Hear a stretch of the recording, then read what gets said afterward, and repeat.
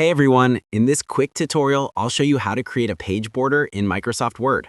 First, open your document and click on the Design tab at the top. Once you're there, go over to the Page Background section and select Page Borders.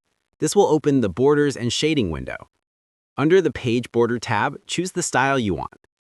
You can pick a simple line, a box border, or even use artistic borders if you want something more decorative.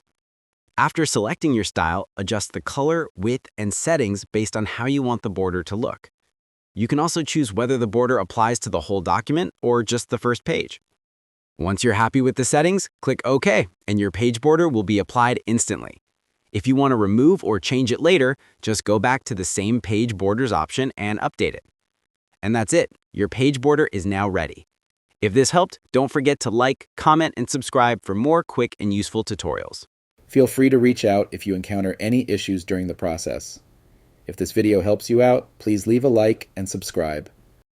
Comment below if you have any questions. If you need further assistance, consider hiring a professional using the link in this video below.